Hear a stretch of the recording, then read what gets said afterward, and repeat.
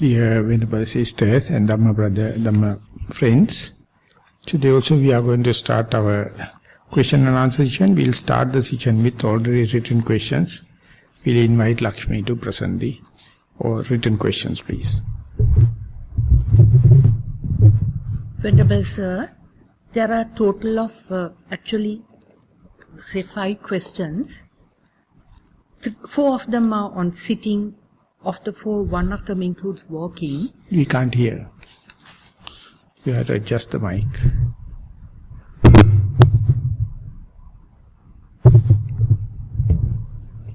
I'm very sorry, sir. There's a total of 5 questions. 4 of them are sitting, and of those, 1 of them includes further components on walking and day-to-day activities. And then there is 1 question that is only on walking. Okay. So I'll start with one of the sitting questions.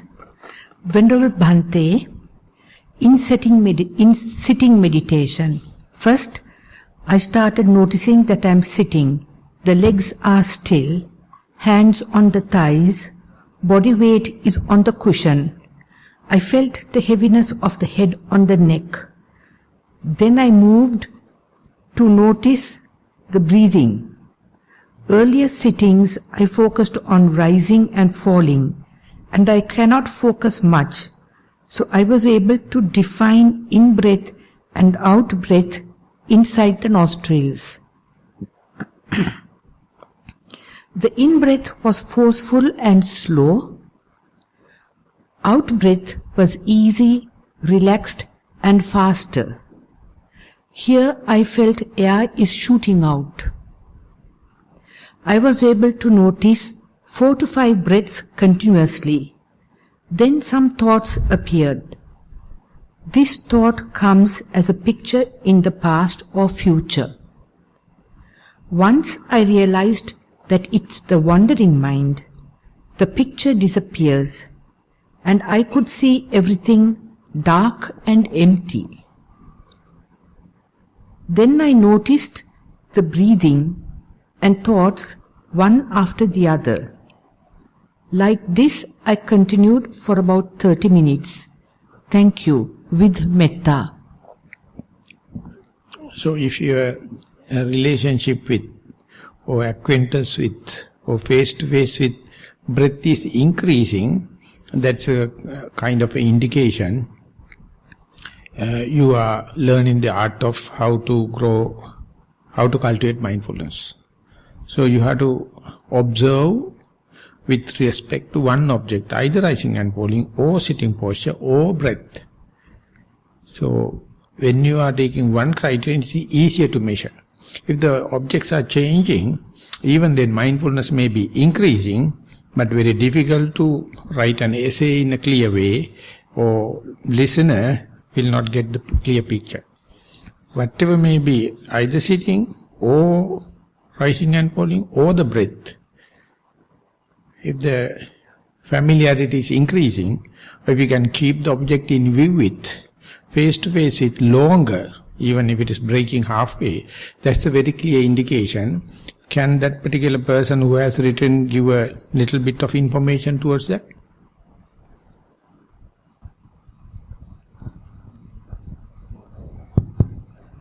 So earlier I focused on rising and falling, but I couldn't focus much. So today I moved to breathing in and breathing out, and I was able to focus a little bit, and I kept doing breathing in and breathing out. Still you are talking about the changing the object. I am asking with respect to rising in breath and out breath, do you feel familiarity? Do you feel it is easier to keep in view with? Do you feel it is easier to keep face to face with the breath more and more? Yeah. That's all. Yeah. So don't mix up with telling about your relationship with the body, your relationship with the rising and falling. Put everything into the back of the essay. Start with the point where you started the in-breath and out-breath, because that is the main object according to your valuation. Start the right from there. Otherwise, if you are introducing in sitting posture, and then introducing rising and falling, telling it is not my primary object, now only primary object is coming, the listener is completely bewildered. So earlier you said first look at the posture and then... It's okay, but I am telling how to write your essay, how to present your this thing to highlight the point. And in order to highlight, you must have the vision first. So that is what I try to communicate. Whenever you feel after your meditation, whenever you are going to write the essay, if you feel the breath is the most prominent, start from there. And put everything behind it. I came to the breath after passing so much of episode, but don't start the essay with that kind of episode that the listener's attention is basically going to the starting point. Yeah. So therefore, Pandita Sayadaw is telling, if you are explaining 3 sittings, or if you are explaining 3 objects, highlight the object what you prefer, most softened, most easier to, then listener is well directed. Later you can put, if at all necessary, the other thing as the sundry items at the end of the essay. So you are hitting the target. Okay. So that is very precisely, not only writing, even in meditating, you must understand this is my source, this is my primary object, this is my main object. So till that things are happening, you are really experiencing, but when you are reporting, don't mix up with them. Start with the best thing and write about the best sitting, and then the mind will follow suit. So 2 ways, one thing in sitting, second thing is reporting. Reporting is the point I can criticize you, I can share with you, I can have a dialogue. So not I am talking to you, every person. It's not necessary to write long essays. We are not trying to composition or any competition here. You have to directly tell this is the object that I find easier to be with, and this is how progress, this is how it is becoming more and more acquainted. This is how it goes. And I know many are not with that kind of a clarity, and Pandita Sayadaw says it is totally because of the mistake of the teacher. Never the disciple, because disciple, you people are not trained for that. So when come here, it is the way it is doing, this is the way meditating, this is the way reporting. So therefore I must never get tired. Repeat again and again telling, start with your primary object, tell what did you do, tell what did you comes to know. And everything is balanced. Rest is behind the essay. So whenever that happens, you may see that is what you call straight, short to the point, short and sweet. You will learn quickly, not only reporting but in meditation, not only meditation but in reporting. So that is why I just wanted to take you to the court. Okay. Okay, thank you. The next question, Venerable Sir, is the one that was left over from yesterday because there were so many questions. So I would like to put it early on today. It is a combination of sitting, walking and day-to-day activities. Theruvan Saranai, Most Venerable Bhante. In sit-down meditation, the primary object was the seated posture of the body. Soon became aware of the whole body. At times, movements and vibrations of the body, warmth alternating with chilliness, and a tingling sensation as if a low voltage electric current was passing over the skin, and these were observed from their onset to cessation. Early morning session was featured with many thoughts, and most of them were observed like a third person without claiming. Some of them were initially claimed, after a while disclaimed. In between above manifestations and thoughts, periods of no nimitta or no object were observed. Sukha Vedana or pleasant feelings was felt during this period. Walking meditation. Started with right leg and left leg. Few minutes later became aware of the whole body. Vibrations of the body were very fine and felt to be bubbly. There were several phases of autopiloting during a walking session. Trying hard to be mindful during activities of daily living. Firmness of the toothbrush, fluidity in the saliva and water in the mouth were observed. Grinding nature of the teeth, changing the texture of the food in the mouth from solid to a pulp were observed during dana time. Day-to-day activities at work and home, thoughts and different moods in the mind such as greediness, anger, sadness, happiness, boredom were better observed than manifestations related to the body. Greatly appreciate your advice on how to progress the practice during day-to-day activities. May the blessings of the Noble Triple Gem be with you always. So I thought of commenting on the early part of the essay, which is sitting, and it explained there were sometimes there is no object or any nimitta, and it's contradictory in grammar. If there is nothing, how can you observe? Observation is something, positive action, that you are observing something. But this statement is, can you repeat that sentence? Yes, there is no object, there is no nimitta, I observe. So if that particular person can give little bit of elucidation or detail, that's a very good door opening for the next step in the meditation. Okay. Early morning session was featured with many thoughts, and most of them were observed like a third person without claiming. Some of them were initially claimed. After a while, disclaimed. In between above manifestations and thoughts, periods of no nimitta or known object were also observed. So that is a sentence.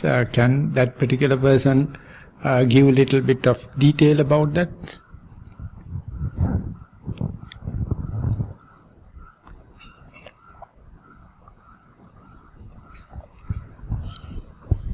Thero Saranai, Most Venerable Bhante. Actually, the way I think I may be wrong, but it was in between those the activities, there were no activities that actually I retrospectively realized that there are no activities. So it can be an observation, it can be an experience, it can be the deductive thinking, it can be a inferential kind of thing, because both the sides are there in between. If there is nothing, with respect to what is available, you can say nothing. It's a kind of deductive thinking. And sometimes you see friction and low friction and again friction. So then you can see, you experience frictionless path or comfort zone. Or you can say, you observe. But this is the point where you try to see the gap in between. And it's a very great discovery. But you see, our language can't explain it. Whenever you express, you are wrong. Your language can't go into that. Whatever you can explain is bullshit. But whenever you go to the unexplainable, so still I am asking, give a precise reporting, you are in trouble. But there is no other way. So this is the point, you are changing your observation from rupa to arupa, or materialistic, material to the immaterial. So we can't explain immateriality unless otherwise with respect to materiality. But you are more closer to Nibbana, more closer to the lack of frustration, more closer to the lack of friction in immateriality, but that is something not in our jargon, not in our language, not in our day-to-day affairs. Only in meditation, if you are sharp enough, sometimes you hit, it's accident. But when you are reporting, you are in trouble because language can't explain it. But that is the point you have to highlight. That's the point you have to foster. That's the point you have to facilitate, but there's no way. By doing, accidentally you come into face to face with this kind of no object, no nimitta kind of thing. And when and where it happens, how can you facilitate it? How can you promote it? Don't get frightened into that.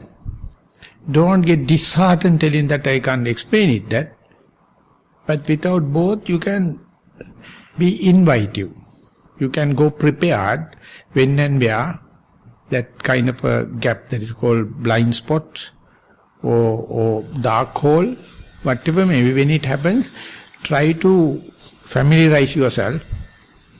Try to familiarize mindfulness to that, so that you may find it's more frequent than earlier. In time to come, it will be very frequent. Between two thoughts, always it is there. Between two breaths, it's always there. Between two steps, it's always there. Whenever you look into that. So that is the part. You are asking the question how to develop mindfulness in the day-to-day activities. Of course, there may be some points, but this is a very good point where you have hit the point, and you have taken one sentence, and there are no object, no nimitta, but still you are aware. That means you are not dead, you are not sleeping, you are not unaware. But now you are in a no object sphere. So that is like non-frictional part. Or comfort zone. So, as an advice, I can say, do whatever needful to make it more familiar. Go prepared for that kind of thing. And when you are going prepared for that, you find it is much more frequent than, it is not single location. A lot of things can happen. And you won't believe that can happen in walking meditation also. And later you can find in day-to-day activities also.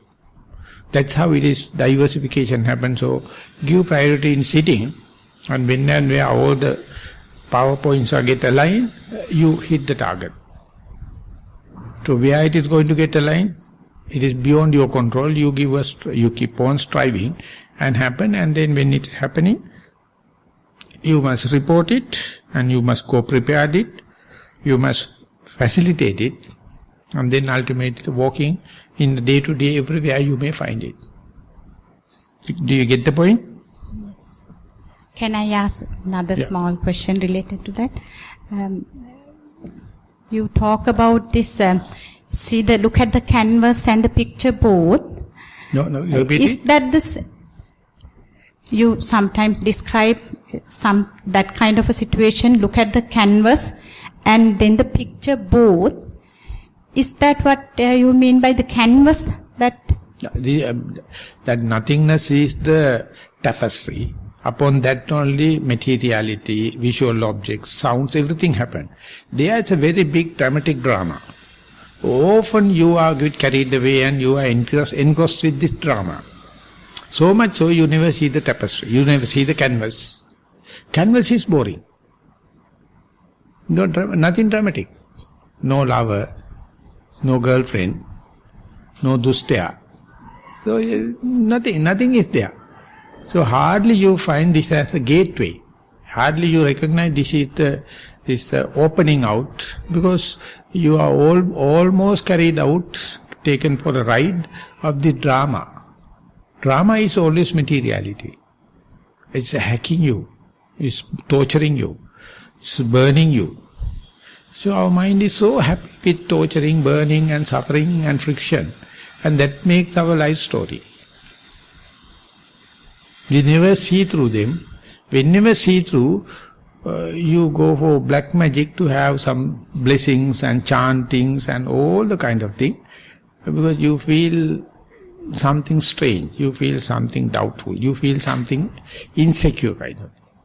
So this called, in the psychology, it is called fear of freedom. When no friction happens, you feel uneasy. You make a problem out of that.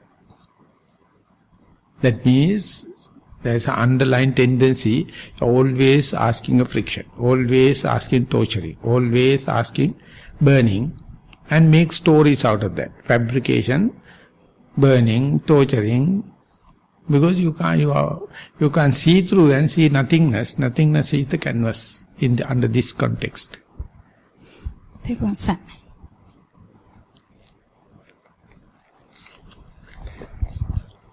Next is another question on sitting meditation, on the breath.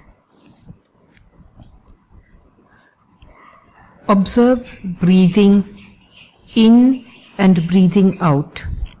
I felt at tip of nostrils, focusing all the time. Practiced on in-breath and out-breath only for many years.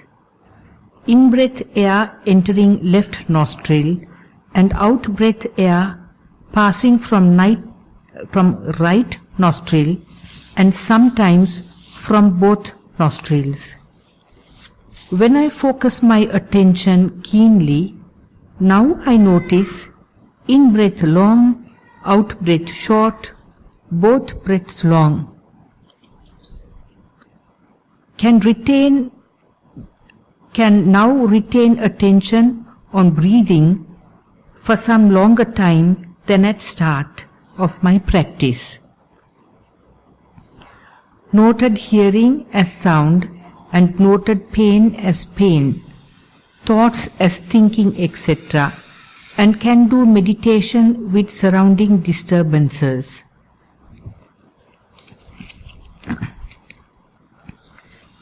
Recently acquainted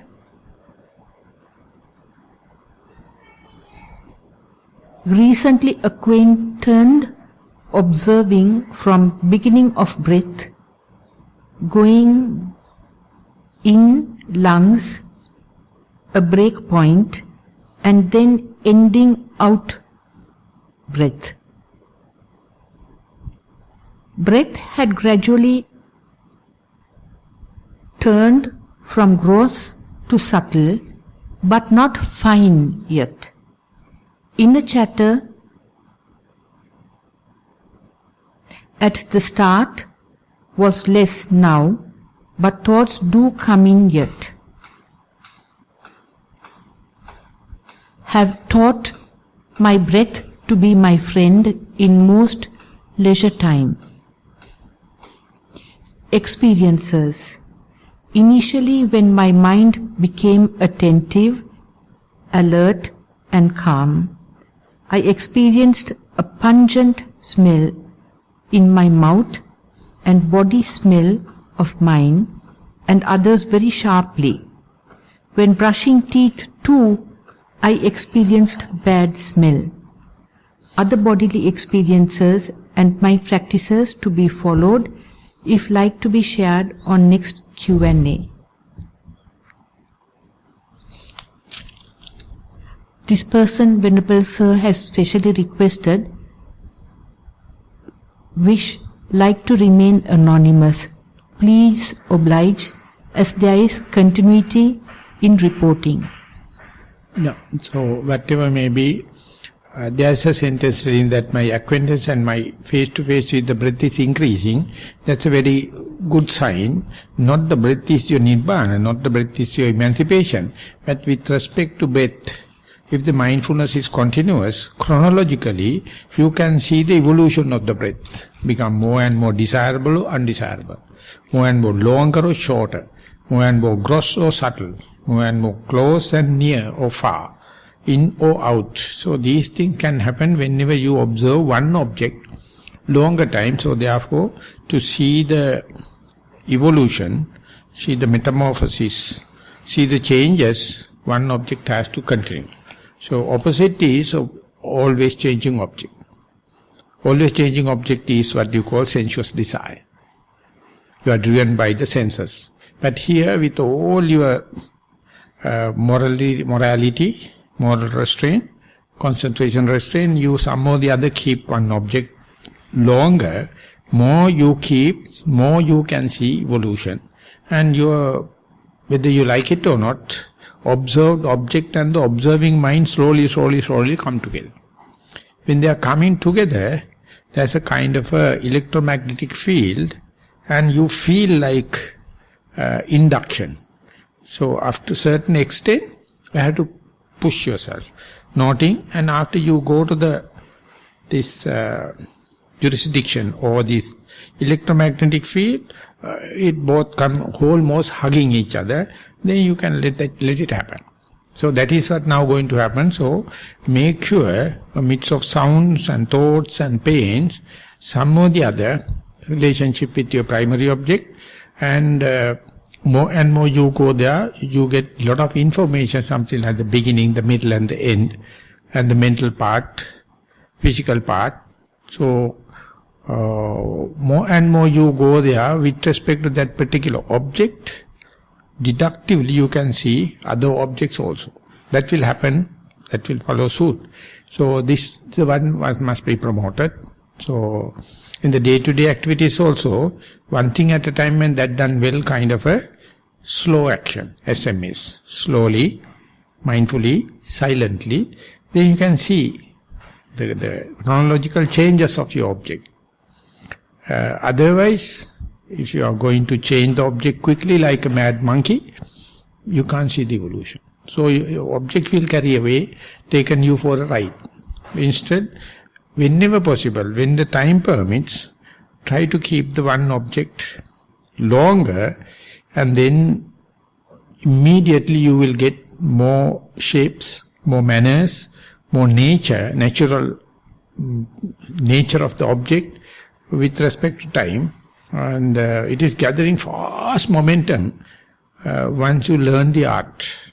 So now we are in the learning the art, promote it, facilitate it, and quickly you may see natural characteristic more intrinsically, more immediately, more vigilantly, more diligently, hopefully. Thank you, sir. Sitting meditation. Venerable sir, when I sit for meditation, I begin by noticing the sitting posture, by looking at the pressure points going from head to toe and up again to the head. I know I am sitting. Then I notice the breathing and observe the in-breath and out-breath at the most prominent point of contact. I know clearly this is the in-breath and this is the out-breath. Very soon it becomes subtle. As I go on observing the breath, a pain develops on my back, and it then gets worse and worse. Simultaneously, I also begin to feel very drowsy. This happened yesterday and today. It does not happen when I meditate at home. I feel discouraged. Is it my ego? Please advise, with gratitude. So that whenever the breath as the primary object, for example, you continue to observe, at the beginning you can see very clearly, lucidly, delimited way, this is in-breath, not the out-breath, this is the out-breath, not the in-breath. When you are observing, the common character come into being. Both in-breath and out-breath become equal, or say common characters. When that happens, boredom has to set in. When it's happening, drowsiness has to set in. Because that dramatic difference is now reducing, everything become grey. So you have to go prepared. This rising of the drowsiness is lack of desire. Desire is the dangerous thing, you abiding by the samsaric suffering. So instead now you see the dispassion. Instead of passion, now dispassion happen. Now you are hating dispassion. You get up and say, I am discouraged. So you have to make up your mind. This dispassion is a invited guest, chief guest in our drama. So when he comes, if the invited person is going to leave, that means your perspectives are no good. So therefore, even though the discourage or that drowsiness is not a material thing, even though it is not your expected thing, that's a very good sign. The mind is going from the passion to dispassion. So therefore, next day or next sitting, go prepared. Now you will see completely different issue. If you go unprepared, it will take you for a ride, you get up and go. But if you go prepared, you will see that is the starting point of your meditation. Till that you are doing groundworks. So this is the starting point of meditation. So have energized, have catalytic to invite it and see. More and more you advance, more and more you feel discouraged. Not that I am telling everyone must discourage. There are some people. It is not the case. But according to the explanation here, next thing is, even though it is a material thing, go prepared and then you will see the other side of the picture you have seen so far. This is a very good sign of dispassion. So invite it or facilitate it, and ultimately you find that very dispassion is energizing you rather than discouraging you. If that is happening within the retreat is successful.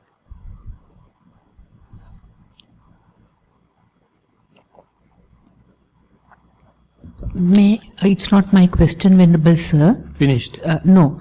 But can I ask you to elaborate a bit on the pain as well? Pain. From that last question, for everyone's benefit, can you elaborate on the person experiencing pain which the person didn't have earlier? Yeah, that the pain is also immaterial thing. Whenever you are going to observe the same posture, only 10 minutes time pain sets in. And you can say it's just my mistake, or my posture is wrong, or my cushion is not well prepared, and all the kind of thing. But each and everyone is in the same boat. But whether you know or not, day by day, the pain becomes little by little acquainted, and you see it is become delayed, and you can stay longer with the pain.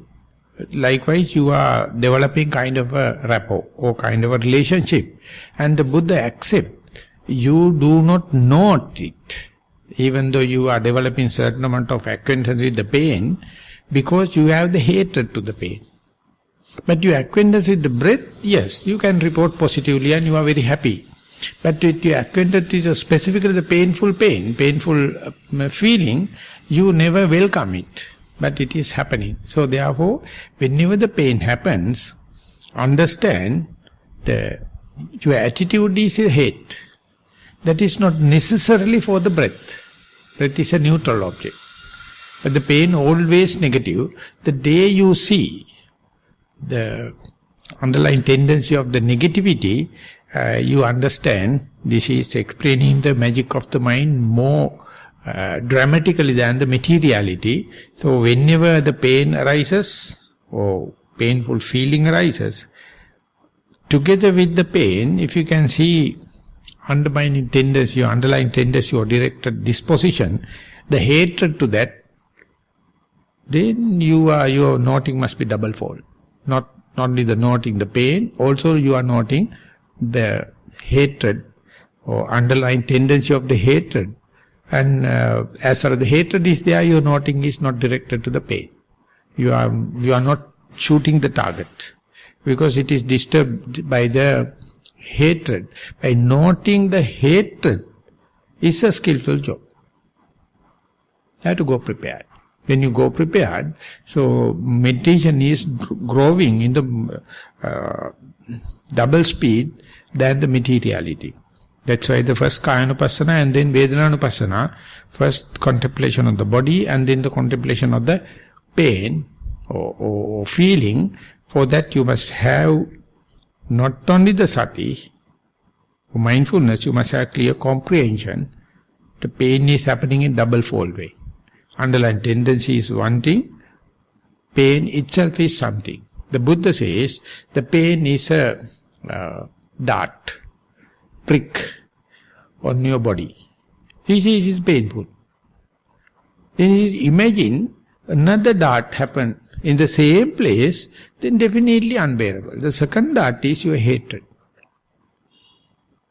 If you can understand, the first dart is the pain, second thing is the mind-made one, that underlying tendency of the hate, then unbearable. The moment you take control, monitor your hatred, it becomes a pet, it becomes a hobby-like thing, then you can stay 1 or 2 seconds or thought moments, because you have to study the pain. You have to study not with the superficial value, but with the underlying tendency. It's a skillful job. So therefore, if it is too hard for the moment, forget about. Just keep on practicing with your sitting posture. Develop the mindfulness. When the mindfulness come up to the certain maturity, then this skillfulness will be easier for you to practice. Thank you, sir. Next is a question on walking meditation. Theruvan Saranai, Most Venerable Bhante. Object, walking meditation. Focal point, breaking up of walking movements. As my feet or my soles are firmly touching the ground, I am aware that I am walking and not sitting, not lying down. Nor am I sleeping or dreaming. Although I find walking is more easier to follow by breaking it up into different movements, I always thought it was boring and not challenging until today. Today, while walking, I was not labeling, but watching the movements of my feet. Left foot, heel coming off the ground, then the center, then the toes. Then when I was placing the left foot down, beginning of the must be right foot down, beginning of the heel, touching, then the end of the heel, then the middle part of the foot touching the ground, then the end of that part, next the toes beginning to touch and ending. While watching like this, suddenly I felt as if I had made a mistake, that I am seeing the same foot twice. Then I realized it was the action of taking off the foot and placing it in front. It was an amazing experience. Thank you so much. Wish you the highest bliss of Nibbana. Does it indicate that the person is looking at the face, looking at the leg? The two sentence before the last. While watching like this, I think it is more mental watching. Suddenly I felt as if I had made a mistake, that I am seeing the same foot twice. Then I realized it was the action of taking off the foot and placing it in front. Yeah, whatever it may be, don't try to look at the leg, then your neck will be too bent and you will develop kind of a pain behind there. So look at somewhere 2 meters ahead, and when you are observing, you can see in evolution it says it has taken 40 lakhs of years for human being to stand on 2 legs. Earlier we were on 4 legs. And same thing, that from the 4 legs balancing to 2 leg balancing, you can understand much of the evolution, and the moment you're going to understand, now we are doing a circus. 70 kilograms in balancing on 1 leg. And again it is changing to the other leg, 70 kilograms. And you don't feel it. When you observe it, you can see the area about the ankle is holding everything when the other leg is swinging. And then it is immediately passes to the left leg, other leg, and it is swinging. And imagine this kind of simple for the sake. There are some cement bags with the 50 kilogram. Try to change one from to the other hand. 50 kilograms? Impossible. So therefore, if you are observing your own legs, it's a miracle. Walking on the ground is a miracle. Not going by helicopters and the planes and the circus, just walking. But we are not concerned about.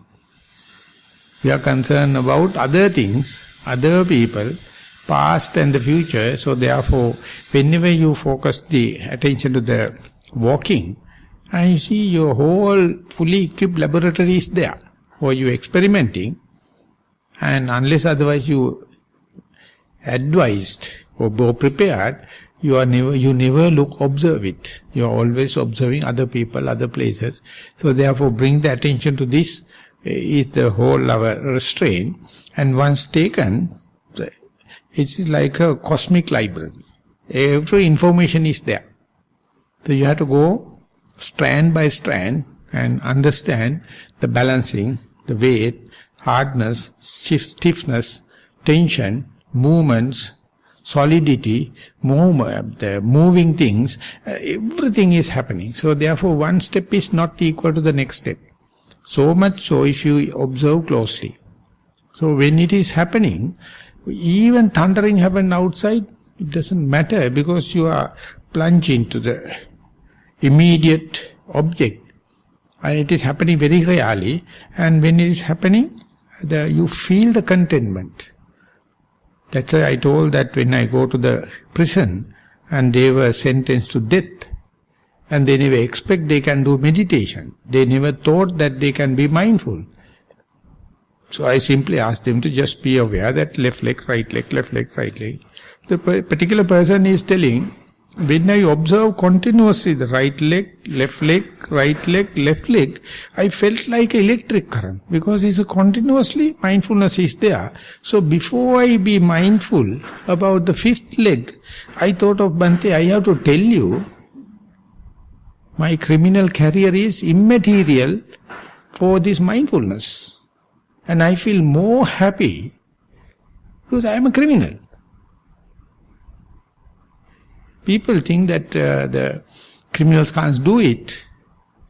But the mindfulness is giving the way. So I am encouraged. I try to maintain this like that.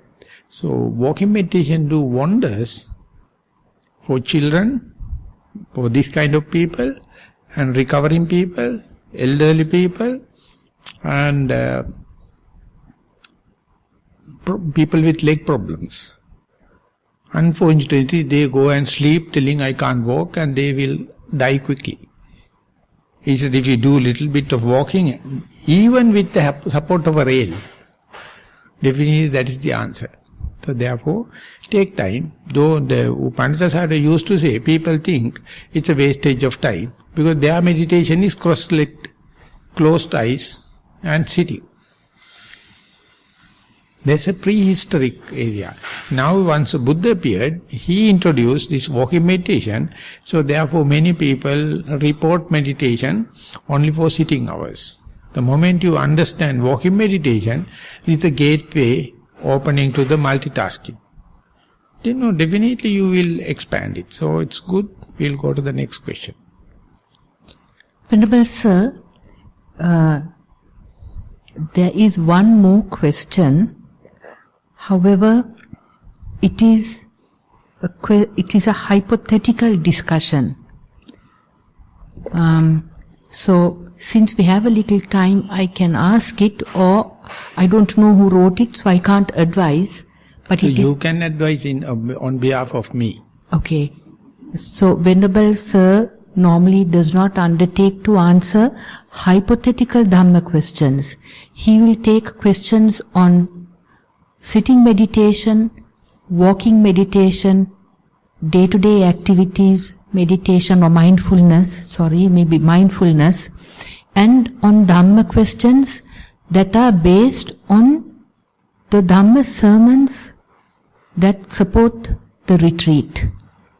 So, since this is totally hypothetical, I'm actually not allowed to submit it. So please come and talk to me, because I would really like you to benefit in your practice, whoever wrote the question. And I'll help you to start asking questions, because the questions based on your actual meditation practice are what will lead you much further along the path, including to become an arahat. Thank you. You're very welcome, sir. Thank you. But if I am to tell, I am not using that kind of diplomatic, polite terms. I whack. So better not to put, because that people never expect that kind of thing from a monk. So that's why I give that babies to the retreat organizer, and they are very polite, they are very diplomatic, so they will preserve the royalty, good name of the Nissarana. Okay, we have a few minutes if anyone is, yeah.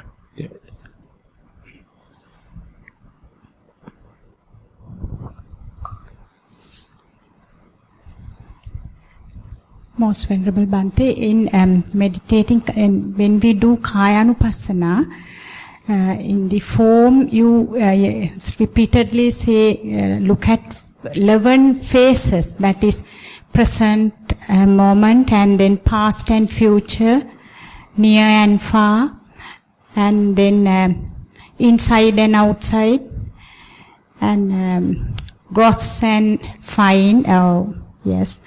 Like and pleasurable and unpleasurable. Yes. Are we to specifically look at, or automatically when we meditate, are they happening? No, if you are going to look at it, it is hypothetical. Only thing is, whenever it's undesirable, don't think it is a mistake of the meditation, it's a part and parcel of the facets. When it becomes far away, still you are meditating. What do you mean by far away and close? That so also I cannot understand. when you are observing the breath, thought happens. Sometimes thoughts are far away, breath is close by. Sometimes breath is far away, thought is close by. Remember? Can you understand? Yes.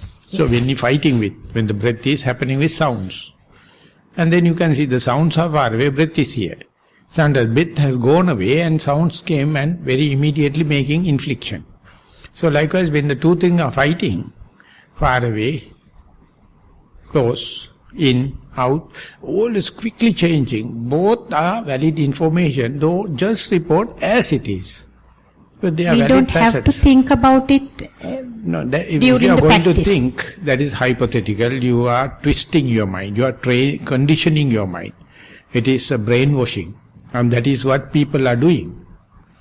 That is not the idea. It says any information, not only falling into few categories, that is coming into 11 categories, anything falling into 11 categories worth reporting. Don't measure them, don't judge them, don't assume this to happen, this not to happen, then your report is not true to type. And not only in the materiality, even for the feelings, even for the perception, even for the volitional activities, even for the mind, these 11 facets are there, but if you are mastering the materiality, definitely it will helpful for you to go into the material aspects also. Thero. Two more.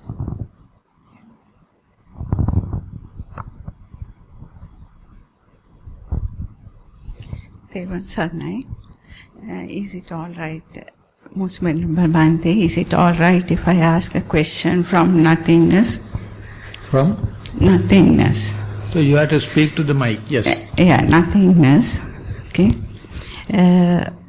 When you go to nothingness frequently, and your brain seems to be erased, you don't catch anything Is no it memory. all right? No memory. Yeah. Not the memory, it seems you can memorize if you want, but nothing is there. So of course within your head nothing. Do you think there is some kind of thing? So when the headache happens, you are sure you are something inside. So that's why I love headache. I mean, inside there is something. In your case, I have my doubt, yes. No, sir, it's like mind is erased, and even sometimes... So now you are attributing mind to the brain. Yeah, it's like No, not memory. necessarily. Not necessarily. Mind and the brain may be two different spheres. And no memory, and sometimes at the day-to-day work also, you reach that state and it's not uncomfortable, or you don't, it's not like you are lost, but still nothing is there. So I will give an encouraging thing before you start ending the question. Yeah. The Buddha is telling, Akasanan chayatana paramaham bhikkhave me karuna cheto vimutting vadami. Whenever mind becomes free, akasa, then only you become a compassionate person. Otherwise you are always biased. So when you are nothing, whatever happens, it's a completely fresh, complete greener. So we have so much of fear for that. That is what we call fear of freedom. So we want to have something that means judgmental mind, choice, and the preconceived ideas, premeditation. That is what we call the personality. That is what we call the neurosis. Yeah. So that your explanation indicates within this life you can go. We can do away with them. But we have fear. We have doubt. That's what you are now going to talk. That's why that is the whole crux of your statement. No, sir, it's not a doubt. Actually, later I get many thoughts and I come back to, it's go like a circle. Right, when you sit leave aside the episode with the object. We'll take only the episode for the sake of theory, for the sake of discussion, empty. That emptiness is not absolute emptiness, it's a relative. Yeah. But when it happens, you are fully compassionate. Whatever you do, happening spontaneously, electric. Yeah. And you are liking and disliking immaterial, your mind is very fresh. Yeah, just and when the objects happens, you have memory, you have judgmental, you have the choice, and then you are completely disqualified to act. Yeah, you don't mind whatever happens around you. Yeah. That's what happens. So this is the primordial mind. It's the undefiled mind. And we have fear about that. Even though we achieve it, even though we acquainted with that, even though we advance into that situation, we have a kind of a negative feeling for that. That feeling is not me, that is what you call egotistic idea. Because ego never happens, never happy with this freedom. Because it has no footing there. So it is making so much of opinion, so much of proposals, so much of inferences. So to understand how cheating it is, with your whole effort, according to the teaching of the Buddha, easily you can go to this empty space. But if you are not appreciating, you never get benefits. So achieving it, one thing, physically achieving. Second thing is appreciation. Appreciation is called samma ditthi, correct view. And for that, you have to wait and see. You can't do it because it is completely beyond our control. Yeah. But if you give again and again to the emptiness, and at least if you consider it as an achievement, one day gladness may arise. To the emptiness, that day onward, it will develop to the rapture, develop to the mindfulness and the clear comprehension, and then settling and the pleasure. So gladness arising for this, it's a break-even point. No, sir, I have heard about this dementia, and I thought maybe it's a symptom. Yeah. That's why I just thought of asking. What do you think that you have heard about dementia and you have experienced this emptiness, and then you are going to have dementia? Wait. Clarify. And if you have experienced this emptiness, and if you know this is a spiritual achievement, you will never call this bloody thing as dementia. I don't know about that, but still. Because all the sick people, Yeah. there is a special team to give different names for different diseases. And they are the highest conspiracy people on the earth. Bloody fellows first call, it's a syndrome, and then call disease. S become D. And then pharmaceutical industry throw thousands and rupees, monies and dollar, and says, yes, it's a disease, it's curable. Yeah. So, the one Sri Lankan psychiatrist, he says, starting the book, once upon a time there were no psychiatrists and no psychiatric disease. If there is no psychiatry, there is no psychiatric diseases. The people make fun out of, money out of, by giving names. Buddha says, everything on the earth defiled by a name. But you can go to the emptiness, it is no name. Yeah. But still you have going to give a hypothetical name, maybe dementia, or No, maybe that, and then you can suffer. But I am not suffering. Because it's a joke for me, because our mind is working with words, letters, symbols. So much so we are mad. We sick, and we fear a state without symbols. But the Buddha says it may be more primordial, undefiled form, so asking how much personality you must have to face this situation. Yeah. So we must discuss, all the time we must discuss, whether we meditate or not, we may get dementia. But is the other disease, Parkinson. But if you experience it, and then when you are going to dementia, your brain never accepts it as dementia, because you know there are places in the meditation complete blank.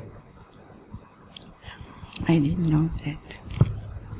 So it's a matter of appreciation, it's a matter of accepting, it's a matter of going preparedness. Yes. I don't know.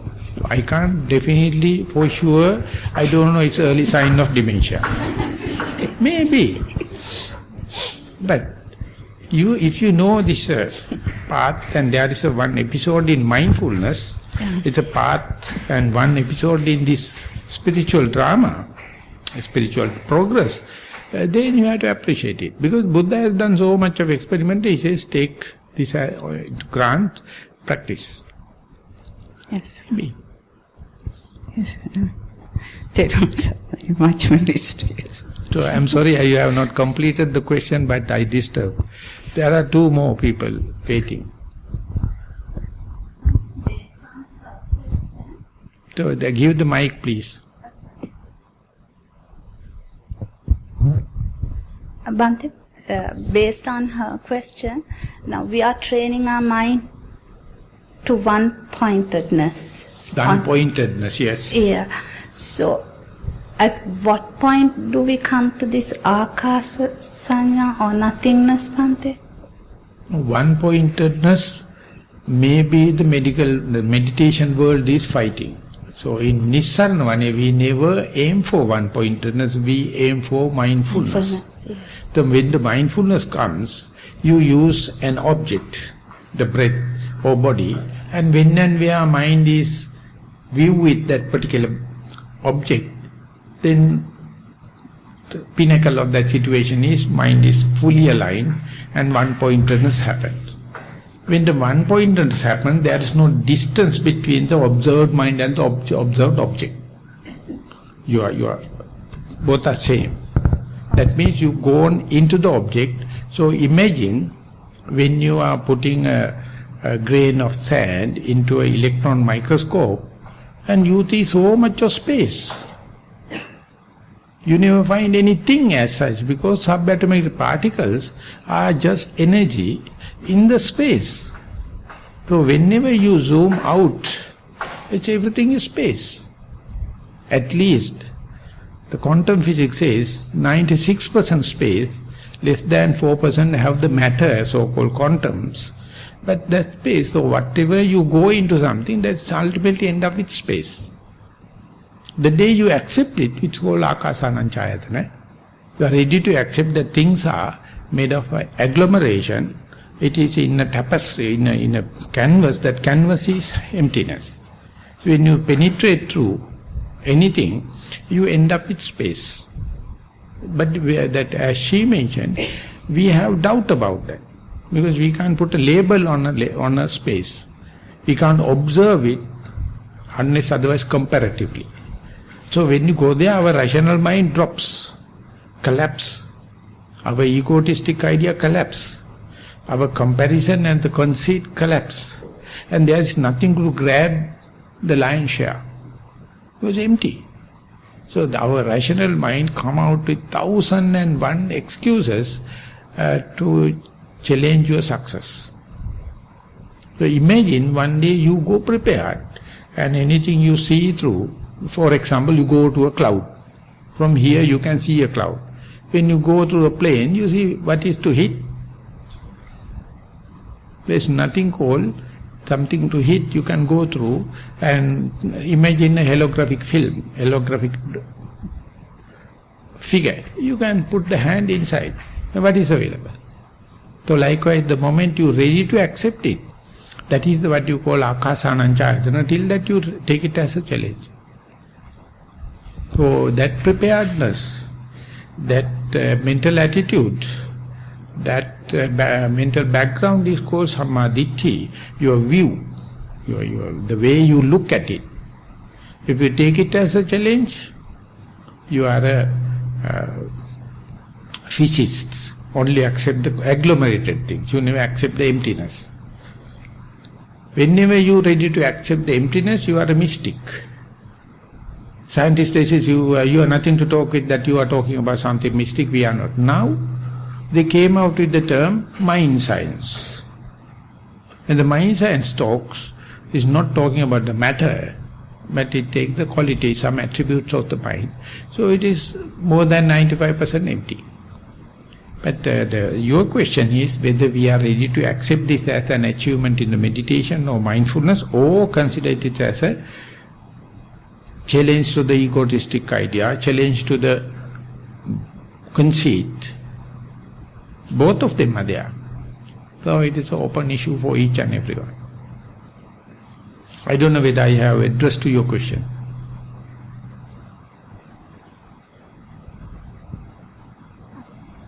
But still someone was raising the hand. Thank you.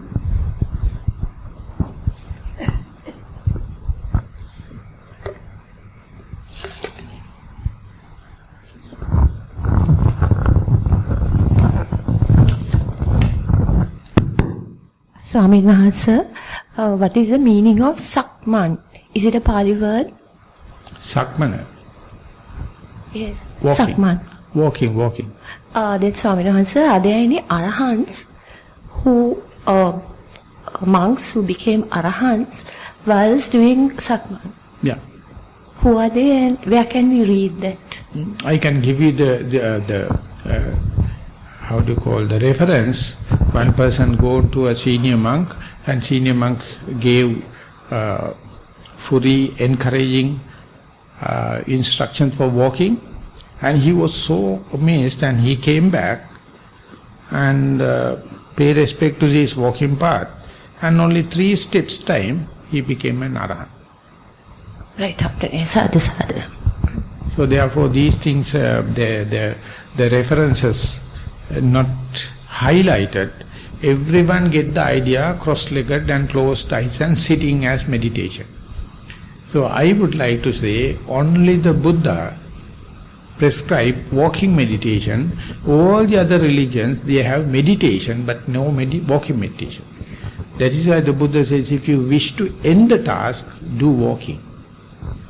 Adhanakamo hoti padhanakabo. Padhanakamo, if you wish to end the task, the long journey, up to the end, to maintain the energy preservation, walking meditation is the way. So most of our the meditation problems are pertaining to sitting meditation. Walking is the relief. Walking is the answer, is an answer rather than the question. And go and see other meditation centers where there are any walking paths.